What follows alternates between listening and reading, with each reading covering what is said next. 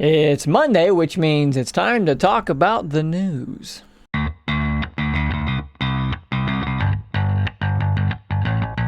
Before we get started, really quickly, I just want to put a spotlight on this tweet, this situation, to give you a very brief overview. We're talking about a young man who tragically took his own life shortly after making this tweet.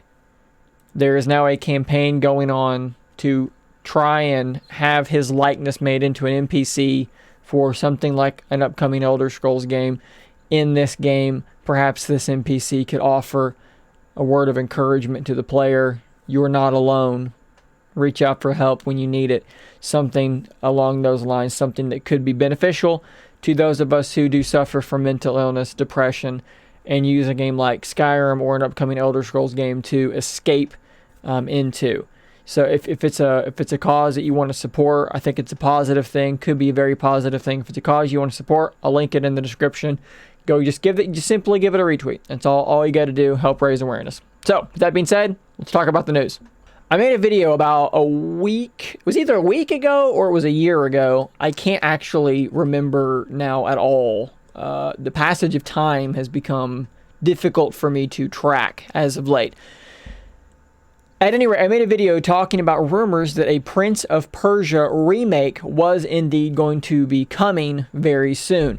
Well, now we have what I would call, pretty strong confirmation here. Look, if Jason Schreier reports it, you can pretty well take it as a solid, factual information. The aforementioned Schreier claims that it looks like during Ubisoft's September 10th UB Forward event, we're going to get the announcement of a bunch of games like the Prince of Persia remake that was leaked a couple of weeks ago. So it looks like Prince of Persia is coming back. We're getting that remake, something I'm actually excited for because those early Prince of Persia games were a lot of fun and they get really widely kind of just ignored now, and they really helped contribute to what became Uncharted, the new Tomb Raider games that kind of helped push that genre forward.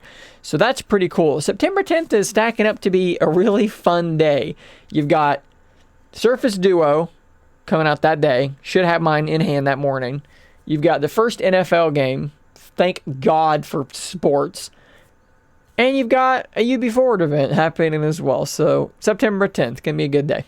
Do you love Minecraft but wish that you could be even more deeply immersed in that square, cubey, blocky, magical world? Well, if you're playing on PlayStation 4 and you have a PlayStation VR, the ability to play in PSVR is apparently, in fact, coming to the system. Us Mojang? I'm going to go with Mojang. I don't know if that's right, but it feels better. Us Mojang folks have been bursting to say something about this for ages. PSVR support has actually been planned to be a PS4 feature since we got the thumbs up from Sony to bring cross-platform play and the Bedrock version to PlayStation 4. But surely there must be something different. Yes, of course. There's a bunch of new settings and guidance so that you can tweak the VR experience to your needs. There's also two main ways you can play the game in VR, immersive and living room modes. We think both are cool, but it's up to you. Just like the main game, you use your DualShock 4 controller to move around and do all the crafting and choppy/fighting things that you need to do. But you'll be fully immersed in your Minecraft world. I guarantee you'll jump out of your skin at some point. I can imagine a creeper. You turn around and there's a creeper behind you. Be a little nerve-wracking, guys. Or a skeleton man with a crossbow. Come on. Maybe it's too real. Maybe we've gone too far, folks. So just the other day, I did a video talking about how EA sucks. And for some reason, they decided to put patch-in advertisements in the UFC 4 game after the reviews had already come out. This is a real asshole move, EA. I don't think I'm telling any tales out of school here. No one liked it. Well, luckily, we got this update here saying exactly what we hoped would happen by raising awareness about this. EA has apologized for putting full screen in-game ads in UFC 4. If you haven't seen what I'm talking about here, I've got a full video talking about this, but we'll play it here. That's what we're talking about, okay? You got Jorge Gamebred Masvidal versus Nathaniel Diaz, sponsored by the boys.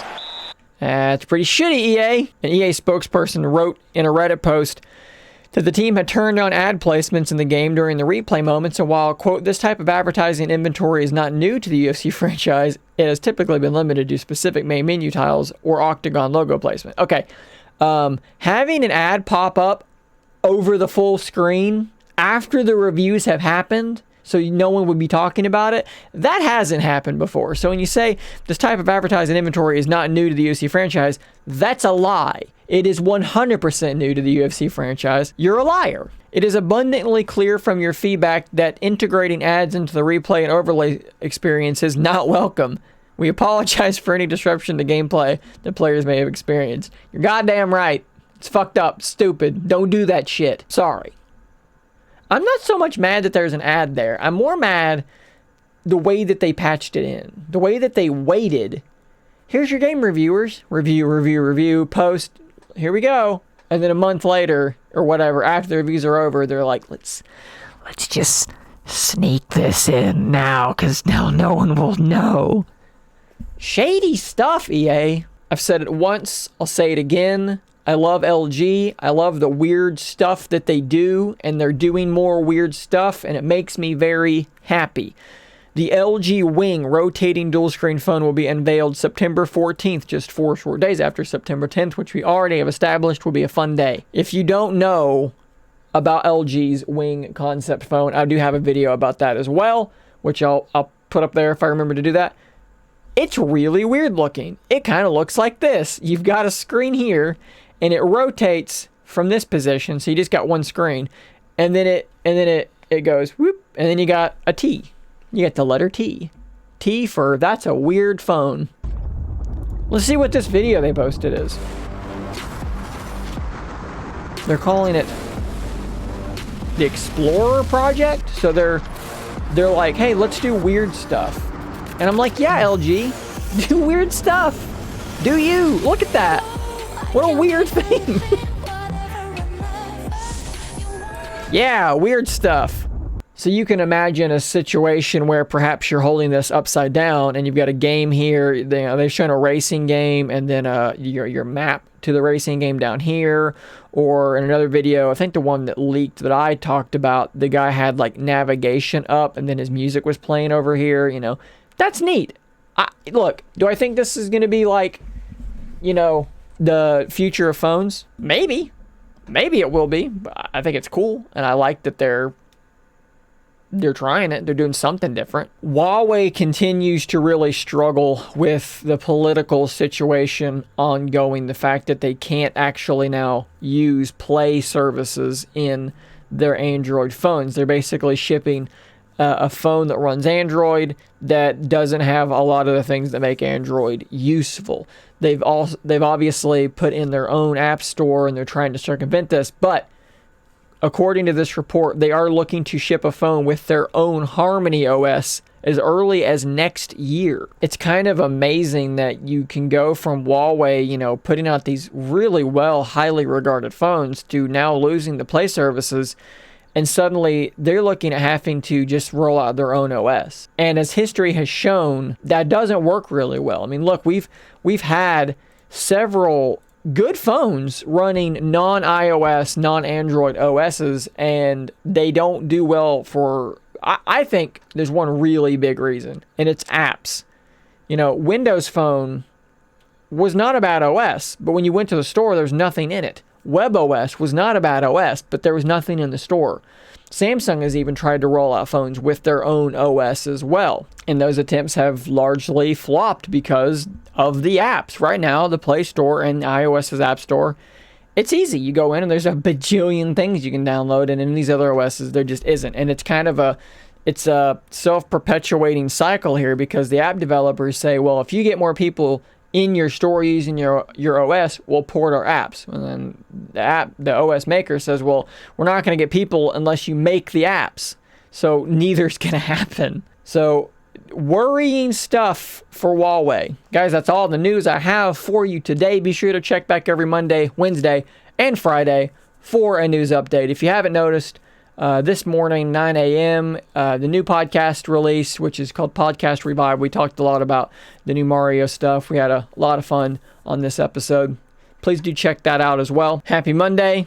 And until next time, stay nerdy, my friends. If you enjoy my content, please consider becoming a Scary If Literal member. You'll get access to a whole bunch of emoticons to use with live streams and a shout out on an upcoming video. Thanks as always for your continued support.